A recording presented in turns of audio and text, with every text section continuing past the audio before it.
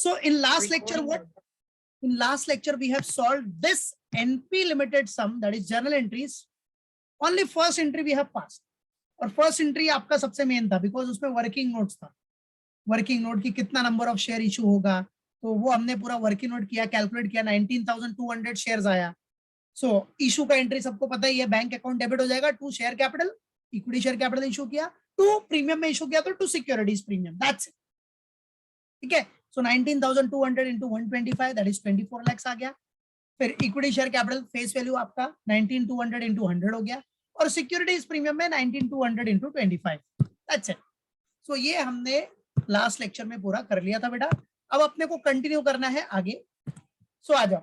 First entry के लिए working note सबसे ज्यादा इंपॉर्टेंट था आपका, जो हमने लास्ट लेक्चर में किया है. नाउ सी मेरे प्यारे बच्चों, आ जाओ. अब आपका फंड फॉर रिडम्पशन में फ्रेश इश्यू तो डन हो गया. फ्रेश इश्यू के बाद आ जाओ, नेक्स्ट क्या होगा after fresh issue. The next one is what, आपने इन्वेस्टमेंट भी सोल्ड किया, उससे भी आपको फंड फॉर रिडम्पशन मिल जाएगा. Fund for redemption, so it sold an investment costing rupees 5,70,000 for 6 lakh. 5,70,000 का इन्वेस्टमेंट आपने 6 लाख में बेचा, तो कैश बैंक आ गया 6 लाख का. 5,70,000 का इन्वेस्टमेंट गया, प्रॉफिट कितना हो गया 30,000. तो 30,000 का प्रॉफिट एंड लॉस के क्रेडिट साइड में दिखा देंगे. सिंपल. तो चलो पास कर लेते हैं एंट्री. इट्स वेरी सिंपल, बराबर है. ये भी एंट्री हो जाएगी अपनी, यहां से भी अपने को फंड मिल गया. और क्या है, और कुछ है क्या फंड फॉर रिडम्पशन में? अच्छा, एक और चीज है, देखो. During the year company had purchase the machinery worth rupees 2 lakh. ठीक है. इधर क्या हो रहा है, आपका फंड गोज आउट होगा, यहां आपका पैसा जाएगा. तो चलो पहले इश्यू ऑफ शेयर से पैसा आ गया, उसके बाद अपने पास सेकंड इन्वेस्टमेंट सोल्ड करके अमाउंट आ गया. थर्ड एंट्री हम लोग क्या पास कर देंगे, मशीन खरीदने का. मशीन खरीदने का एंट्री सबको पता है, मशीन अपना फिक्स सेट है, तो भाई मशीनरी अकाउंट डेबिट हो जाएगा. फिक्स सेट आया तो मशीनरी अकाउंट डेबिट, टू पैसा गया तो टू बैंक. सिंपल. तो चलो ये दोनों एंट्री पास करते हैं बेटा हम लोग step by step. So let's get ready everyone to pass these two entries. So fund for redemption पहले ले लेते हैं हम लोग.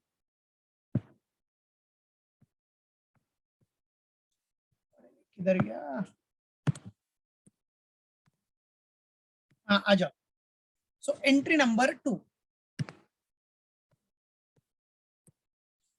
Entry number 2, fund for redemption में आपका इन्वेस्टमेंट सोल्ड का एंट्री. इन्वेस्टमेंट सेल करेगा तो बेटा bank account will be debited. आपने सोल्ड किया तो आपको 6 लाख रुपीज आ रहा है, because investment sold at rupees 6 lakh. तो 6 लाख रुपीज से आपका बैंक बैलेंस इंक्रीज हो जाएगा. इंक्रीज होगा तो नॉर्मल सी बात है, एसेट बढ़ेगा, एसेट का डेबिट बैलेंस होगा, and bank is the receiver.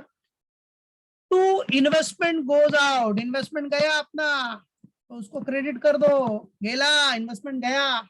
ठीक है, इन्वेस्टमेंट गया तो क्रेडिट हो गया, एसेट खत्म. कितने का उसका कॉस्ट था, 5,70,000 का कॉस्ट था. 5,70,000 is the cost of that investment. और बेटा 5,70,000 का कॉस्ट ऑफ इन्वेस्टमेंट है, and you have sold at rupees 6 lakhs, so 30,000 will be what, your profit. So 30,000 is your profit, buddies. Balancing figure is what, profit. आप देख सकते हो, ये 6 lakh minus 570, that is 30,000, और ये प्रॉफिट आपको PNL में क्रेडिट कर देना. So this profit will be credited to profit and loss account. That's it. So this is what profit on sale of investment, buddies. So this is nothing but your what, profit on sale of investment. Sorry, got it? Narration अपने own words में दिखा देने का, being लिख के shortcut में question उतार दो. चलो अभी हम क्या एंट्री पास करने वाले थे, वो बैंक गोज आउट का, जिसमें आपने मशीनरी परचेस किया. सो पास कर दो ना यार, इट्स वेरी सिंपल. भाई मशीनरी परचेस करेगा तो मशीनरी आया, मशीनरी फिक्स एसेट है तो machinery account bill pay debited. Goods थोड़ी परचेस किया कि परचेस अकाउंट डेबिट करेगा. इट्स अ फिक्स एसेट बेटा. फिक्स एसेट में फिक्स एसेट का नाम लिखने का बच्चा, तो machinery account bill pay debited. Machinery थोड़ा डॉक्टर राइटिंग में हो गया, समझ जाओ. मशीनरी अकाउंट डेबिट बराबर है, मशीनरी को डेबिट किया और अपने पास से बैंक जाएगा बेटा, बैंक जाएगा टू बैंक अकाउंट, ठीक है। Machinery account will be debited to what बेटा, bank account. Amount is what, 2 lakhs.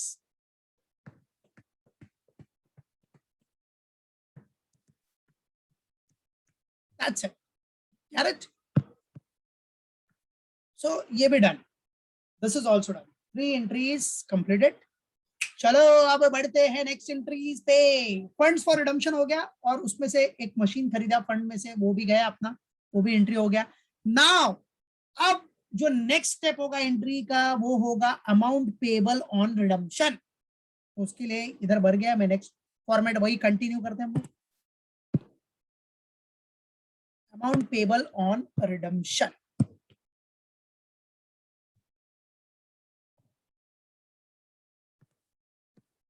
dear students, amount payable on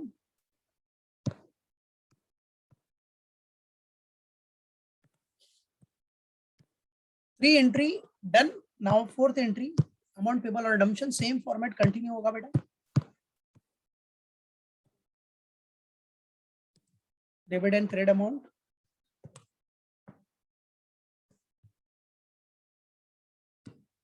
number, particulars, फिर ये चाहिए तो आप एलएफ का छोटा सा बना देना कॉलम, एलएफ, ठीक है। Number, particulars, LF, debit rupees and credit rupees. चलो नाउ सो एंट्री नंबर 3 हो गया अपना। अभी entry number 4, now entry number 4 buddies. चलो entry number 4, amount payable on redemption, मतलब भाई किसको देना है, प्रेफरेंस शेयर होल्डर को देना है ना। तो प्रेफरेंस शेयर होल्डर आ जाओ, देख लो कितना रिडम्पशन करना है प्रेफरेंस शेयर होल्डर्स का। You all can see here, where is it, preference share holders किधर है, किधर गायब हो गया भाई, हाँ ये रहा। सो it had 2 lakh 7% preference share of rupees 10 each, face value 10 है और रिडम्पशन करना है 10% प्रीमियम पे, मतलब 10 का 10% 1 रुपीज का प्रीमियम भी देना है अपने को, प्रीमियम ऑन रिडम्पशन। तो चलो ना यार पास करते हैं। नंबर ऑफ शेयर याद रखना 2 lakhs है, preference shares number of shares आपको है 2 lakhs। सो चल आ जाओ। So first one, 7% redeemable preference share capital account debit या preference share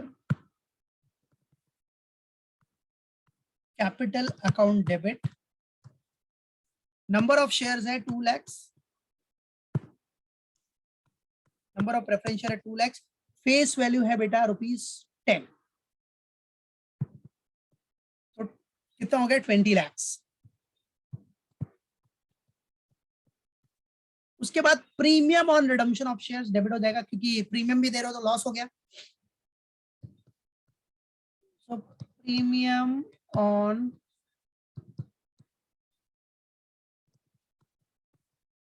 redemption of what, preference shares, premium on redemption of preference shares account भी debit, that is 2 lakhs into 1। भाई 10% premium है ना, तो 10 rupees का फेस वैल्यू, उसका 10% होता है 1, so 2 lakh into 1, that is 2 lakhs, ठीक है। टू व्हाट देना किसको है, to preference share holders account, 2 lakhs into 10 + 1 हो गया आपका 11, दैट्स इट। सो कितना हो गया 22 lakhs, ये कितना हो गया 22 lakhs, that's it, got it। चलो बराबर बेटा, preference share capital account debit, premium on redemption of preference share account debit to preference share holders, 2 lakh into 11। चलो amount payable on redemption done हो गया बेटा। अब उसके बाद क्या करते हैं, अमाउंट पेबल ऑन रिडम्पशन के बाद प्रीमियम एडजस्ट करते हैं, बराबर है। अब प्रीमियम एडजस्ट की एंट्री आ जाओ भाई। देखो प्रीमियम एडजस्ट करने के लिए आपको एज्यूम क्या करना है, नॉर्मली कुछ नहीं दिया है तो आप एज्यूम कर लो प्रिस्क्राइब क्लास ऑफ कंपनी है। आप अदर देन प्रिस्क्राइब भी एज्यूम कर सकते हो, बट मैंने क्या बोला है, सब कंपनी अकाउंटिंग स्टैंडर्ड फॉलो करता है, एनएफआरए रिपोर्टिंग है, तो assume prescribed class of company. और अगर आपने prescribe class of company assume किया है तो आपको प्रीमियम जो एडजस्ट करना है वो आप कहां से एडजस्ट करोगे, डिविजिबल प्रॉफिट मतलब पीएनएल अकाउंट से, प्रॉफिट एंड लॉस अकाउंट से, बरोबर है। हाँ, अगर other than prescribe class of company होता तो सबसे पहले ये प्रीमियम एडजस्ट करने के लिए आप कौन सा अकाउंट यूज करते हैं, सिक्योरिटी प्रीमियम अकाउंट। बट हम यहाँ एज्यूम करेंगे क्या, प्रिस्क्राइब क्लास ऑफ कंपनी। आपके ऊपर डिपेंड है, आप एजम्पशन ले सकते हो, अदर देन लाइन है तो other than prescribe class of company भी ले सकते हो। बट नॉर्मली सारे कंपनीज अकाउंटिंग स्टैंडर्ड फॉलो करते हैं, एनएफआरए रिपोर्टिंग में है, सेक्शन 133 ऑप्ट होता है, तो प्रिस्क्राइब कंपनी लेने में क्या हर्ज है भाई, तो कुछ नहीं बोलता तो प्रिस्क्राइब कंपनीज लेने का बेस्ट ऑप्शन। और दूसरा भी एजम्पशन है, अदर देन प्रिस्क्राइब ले सकते हो। तो assumed prescribed class of company, assumed what बेटा,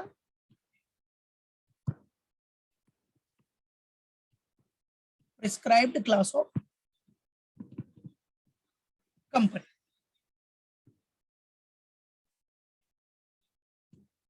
चलो, assumed prescribed class of company, so that is why we have to set off this premium on redemption out of P&L account. So P&L account से अपने को set of करना है बेटा। तो question में देख लो, P&L में बैलेंस है क्या अपने पास, वो देखना पड़ेगा आपको कि भाई प्रॉफिट एंड लॉस में अपने पास बैलेंस है क्या। सो देखो P&L में इधर है आपका capital reserve 50,000, security premium 60,000, general reserve 30,000, PNL oh yes, oh buddy yes, PNL में बैलेंस है 2,20,000। सो हम इजीली आपका जो क्या है प्रीमियम और रिडम्पशन है कितना 2 lakhs का, वो सेट ऑफ कर सकते। सो चलो, PNL account will be debited, profit and loss account debit to, क्या सेट ऑफ किया रे बाबा, प्रीमियम ऑन रिडम्पशन, तो premium on redemption of preference shares account, ये सेट ऑफ कर दिया। So PNL account debit to premium on redemption of preference shares account, that's it. चलो कितना सेट ऑफ करना है, प्रीमियम है 2 lakhs, तो 2 lakhs set of, 2 lakhs, that's it, 2 lakhs। सो बेटा प्रीमियम भी सेट ऑफ हो गया। अभी नेक्स्ट एंट्री अपना क्या होगा बेटा, सीआरआर। प्रीमियम एडजस्ट करने के बाद किसकी एंट्री आती है, सीआरआर। अब सीआरआर के लिए आपको वर्किंग नोट नंबर 2 करना पड़ेगा, बिकॉज सीआरआर के लिए फॉर्मूला क्या है, CRR is equal to nominal value of redeemable preference share redeem minus fresh issue का जो फेस वैल्यू है वो, मतलब minus nominal value of proceed from fresh issue, that's it. तो चलो पहला हम लोग वर्किंग नोट कर लेता है इसका, और इसका वर्किंग नोट नंबर होगा 2, बिकॉज वर्किंग नंबर 1 सबसे इंपॉर्टेंट जो लास्ट लेक्चर में आपने किया था, working number 1। Now this working note is working note number 2. Okay, so working note number 2 is what? क्या रहेगा ये, calculation of amount transfer to CRR, calculation of amount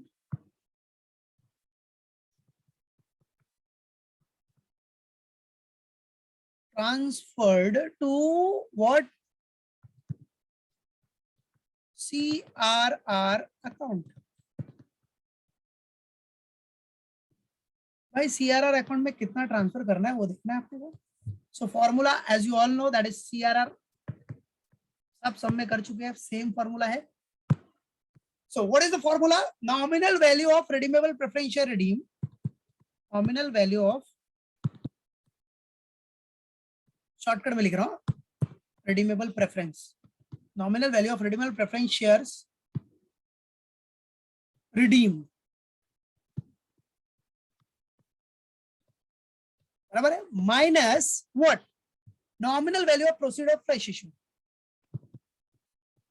nominal value of proceed of fresh issue,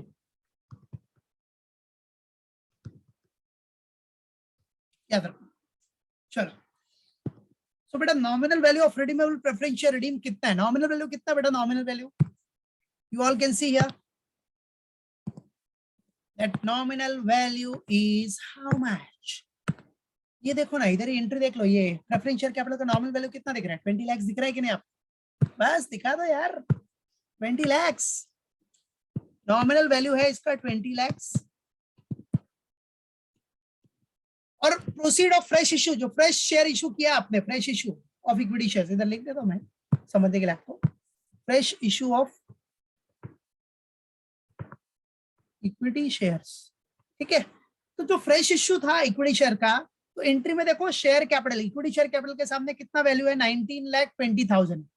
तो share capital के सामने जो value होता है वही तो नॉमिनल वैल्यू है, यस और नो। तो 19,20,000 ये आपने जो फ्रेश इशू किया था उसका फेस वैल्यू, बराबर। आपने एंट्री क्या पास किया, first entry bank account debit to equity share capital to security premium. तो इक्विटी शेयर कैपिटल के सामने जो वैल्यू दिख रहा है वही तो है face value, total face value वही है, नॉमिनल वैल्यू वही है 19,20,000, दैट्स इट। सो माइनस करो, so how much will be the CRR, 20 lakh minus 19,20,000, it means 80,000 का आपको CRR क्रिएट करना है। So your CRR creation will be of 80,000, that's it। 80,000 का आपको CRR क्रिएट करना है बच्चों, तो चलो करते हैं क्रिएट, उसमें क्या है। सो चलो CRR क्रिएट करने के लिए डिविजिबल प्रॉफिट अपने पास क्या क्या है, डिविजिबल प्रॉफिट PNL है और जनरल रिजर्व है, यही दो देखो, these two are divisible profit। Capital reserve तो आपका डिविजिबल प्रॉफिट है नहीं, सिक्योरिटी प्रीमियम भी डिविजिबल प्रॉफिट है नहीं आपका, आपके पास जनरल रिजर्व है और पीएनएल अकाउंट है, ये दो ही है आपके पास। अब पीएनएल अकाउंट में भी आपका 2 लाख तो यूज हो गया है, तो बचा कितना 20,000। पीएनएल में आपके पास कितना बैलेंस है, अभी 20,000 का बैलेंस है, सिर्फ कितना 20,000, याद रखो।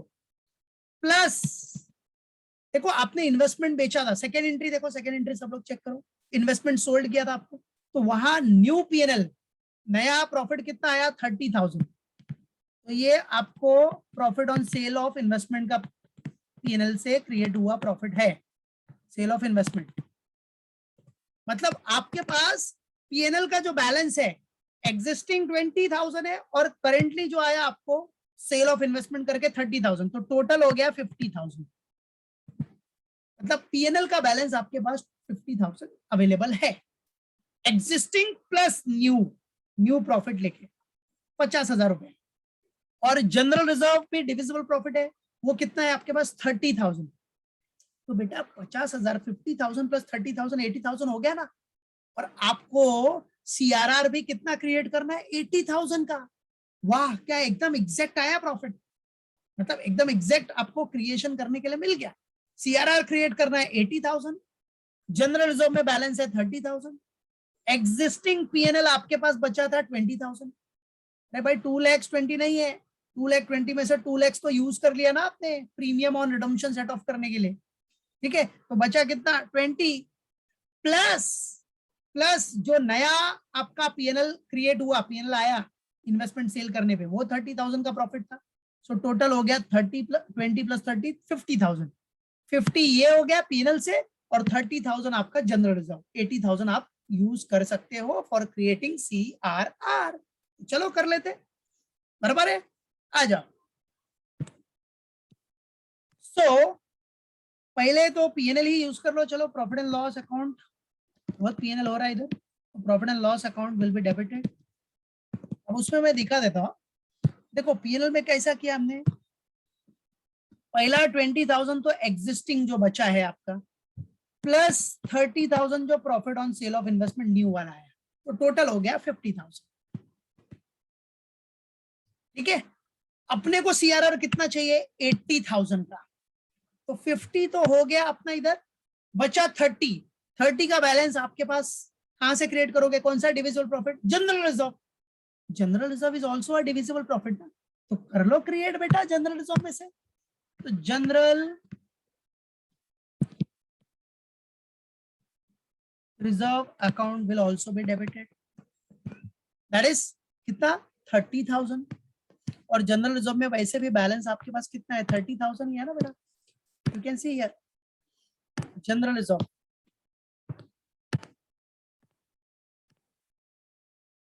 ये देखो जनरल रिजर्व में आपके पास बैलेंस भी 30,000 है, ठीक है। सो जनरल रिजर्व 30,000, ठीक है। टू क्या क्रिएट किया है बेटा हमने, what we have created here, CRR, that is capital redemption reserve.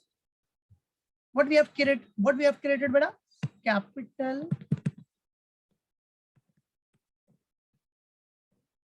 redemption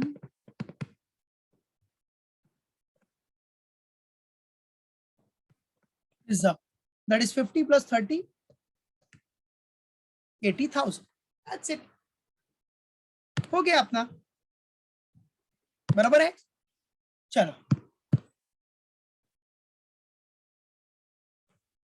that's done, ठीक है,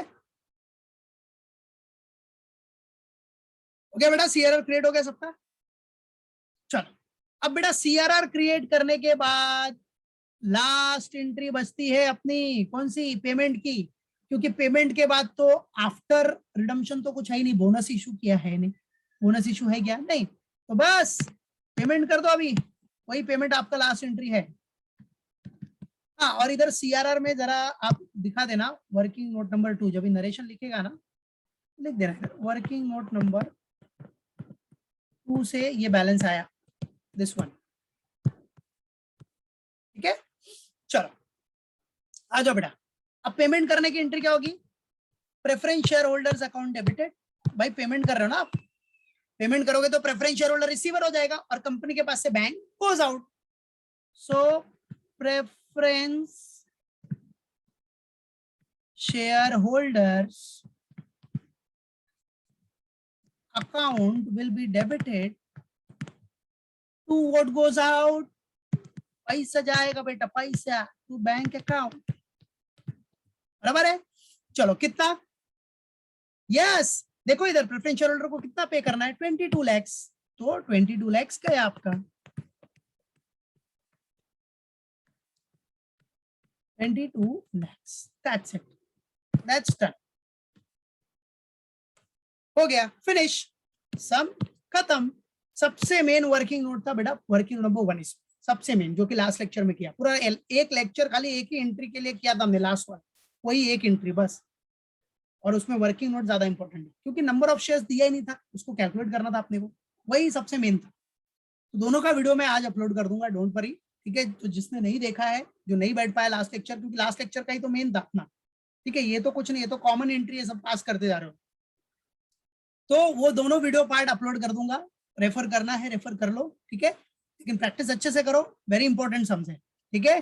चलो तो सब लोग अटेंडेंस डाल दो अपना, हो गया सबका ये, चलो अटेंडेंस डाल दो फटाफट, everyone everyone put your attendance fast. तो ये था अपना यहाँ सम फिनिश हो गया, ठीक है, जल्दी जल्दी फटाफट अटेंडेंस डाल दो, अटेंडेंस। नेक्स्ट लेक्चर में हम लोग करेंगे sum this one, that is R limited का,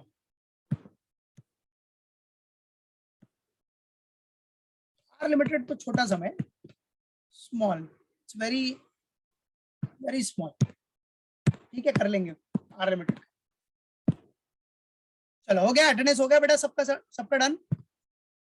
चलो सो बच्चों मेहनत करते रहो, ऐसे ही आगे बढ़ते रहो, बी स्ट्रॉन्ग, बी पॉजिटिव, अपने आप को स्ट्रॉन्ग बना के रखो हमेशा और आगे बढ़ो, ठीक है। सक्सेस, सक्सेस और करियर इस पे फोकस करो, ठीक है, मालूम पड़ा क्या, सक्सेस और आपका जो करियर है उस पे फोकस करो, मेहनत करो, आगे बढ़ो।